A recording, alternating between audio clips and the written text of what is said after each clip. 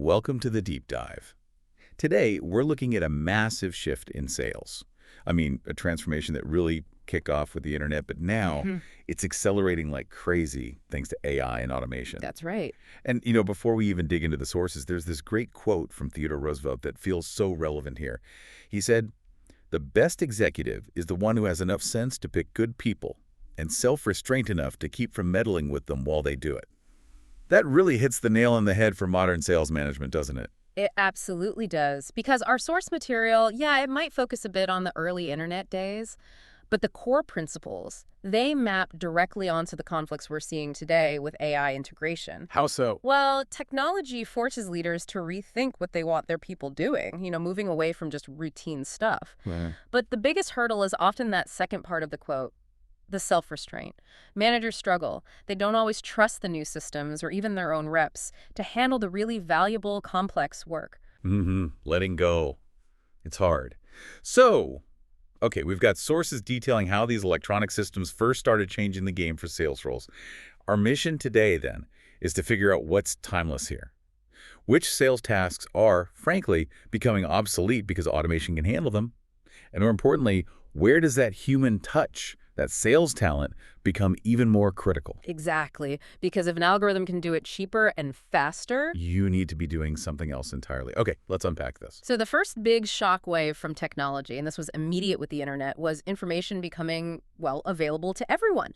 Suddenly, customers could pull up catalogs, check pricing, compare suppliers, all online, instantly. Right before that, you had to talk to a salesperson just to get basic info, maybe multiple salespeople from different companies. You absolutely did. It was time-consuming. The salesperson held all the cards, information-wise. They were the gatekeepers. The curator of data, almost. Now, the customer does the browsing, the comparing, even handles repeat orders for simple stuff, tracks shipments, pays invoices online. It's just efficient. Massively efficient. And if the internet was the great equalizer, AI is like pouring gasoline on that fire. It's the supercharger. What do you mean? Well, AI can sift through millions of data points, predict buying behavior, score leads.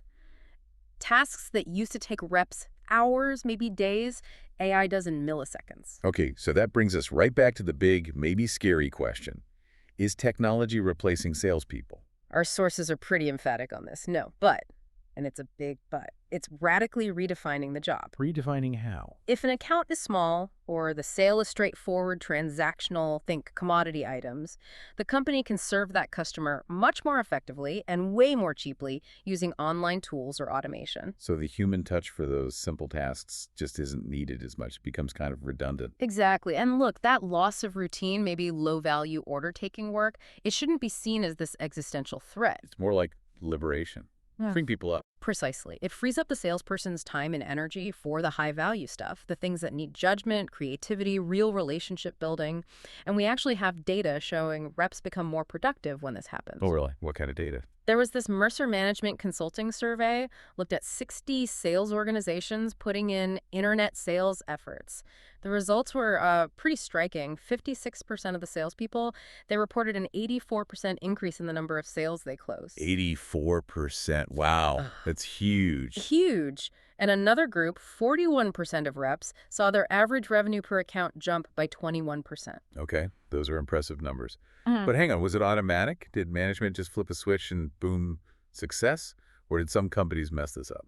Oh, definitely not automatic. The gains really showed up for companies that saw the tech as an assistant, something to help the reps, not replace them. Got an example. Yeah, the material mentions Dell Computer. They gave their sales teams internal websites with constantly updated product specs, pricing, everything, instantly accessible. So no more digging through binders or calling other departments for info. Exactly. All that routine information lookup.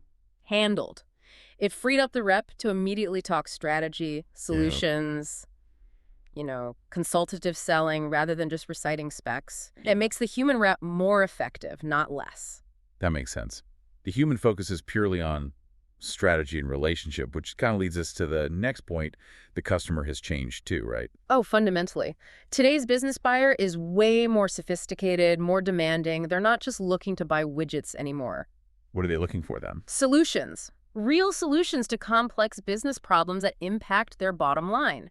And they're not spreading their business thin anymore. They're forming deeper strategic partnerships with fewer suppliers. The ones who actually add value beyond just the product itself. Exactly. And think about it. Competition is fierce. Technology moves fast. Any product advantage you have today, it gets copied almost overnight. Yeah, that classic Chrysler minivan example. Groundbreaking for about 5 minutes. Huh, right. And then boom, everyone's got one. The product edge disappears. So what's left? The relationship, the service. Precisely. That's why the old model, what we call transaction selling, just doesn't cut it anymore. What was that exactly? That was all about the quick hit. Get new accounts, slash prices to make the sale, manage for this quarter's numbers, sell to basically anyone who'd buy. Quantity over quality. Okay, so what's the alternative? It has to be relationship selling. The focus shifts completely. It's about keeping and growing the right accounts, the profitable ones, becoming the go-to supplier, pricing for long-term value, managing for loyalty. So the salesperson isn't just a product pusher anymore. Not at all. The new professional salesperson needs to be more like a marketing consultant, someone who uses consultative, non-manipulative methods to really understand and solve the customer's business problems over the long haul. Focusing on those value adds the information, the service, the strategic insight, because the product itself might be easily copied. That's the core of it. Build a relationship based on trust, commitment, cooperation over time that's much harder for a competitor to just replicate. Okay, here's where it gets really interesting. Uh-oh. Well, this necessary shift, it creates a ton of internal friction, especially for sales managers. Ah, right. Because if your salespeople are now supposed to be these empowered consultants, Then the manager can't be the old school boss anymore, right? The micromanager dictating every move. back to Roosevelt, they need that self-restraint not to meddle. Exactly. The modern sales manager has to morph into a team leader, a coordinator, someone who provides resources, removes obstacles, supports the team. Their focus changes too, though. Dramatically. Less about individual rep numbers, more about managing the whole system. The field reps, maybe telemarketing, the e-commerce site, the AI tools. It's a hybrid world. That sounds like a totally different skill set. It is. You need to understand the customer's business strategy. Treat your experienced salespeople like peers, use flexible motivation, stay current on tech, build a learning culture. It's a big lift. And we see this friction play out perfectly in that GW Pergald case study, right? The big MRO supplier. Yeah, $4.2 billion company selling things like light bulbs, fittings, basic supplies. They bring in a new president.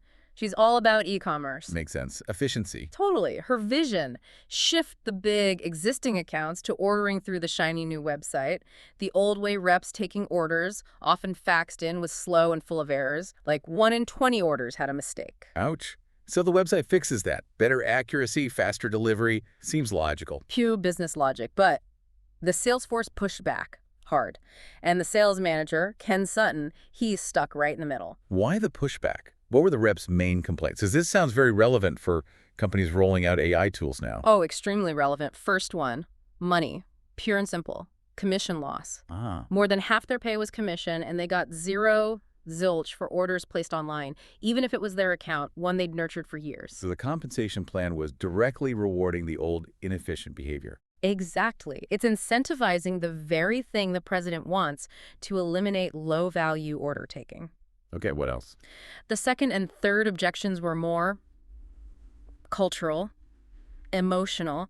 There was this strong belief that, quote, selling is about building personal relationships, and you can't have a relationship with a website. Okay, I can see that point of view, even if it's maybe a bit simplistic. And some customers apparently agreed. They found the new website confusing, or they just preferred the convenience of handing the order off to their regular rep. Easier for them. So the president says, look, I don't want to fire you guys. I just need you focusing on complex sales, finding new strategic clients. But the pay structure is actively fighting against that. Completely undermining it. And you even see one manager in the case, Ted Cook, deliberately holding onto his biggest accounts, personally handling their manual orders. Just to protect his own commission check, even though it goes against the company's strategy. That's the bind Ken Sutton is in. He knows his team, including managers like Ted, spend way too much time on simple order processing and not enough on actual strategic selling. But the whole system, the pay, the culture, encourages that inefficiency. So until you align the compensation, the culture, and the strategy, Yeah. it's an uphill battle. Managers like Sutton are trying to drive change, but might lose their best people in the process.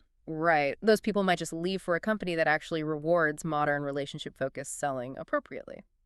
Okay, so stepping back, this whole deep dive really seems to boil down to one core idea.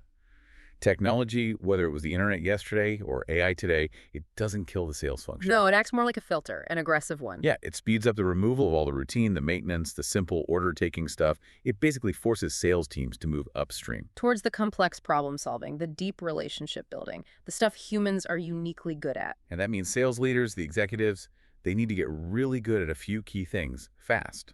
And these apply no matter what the tech is, right?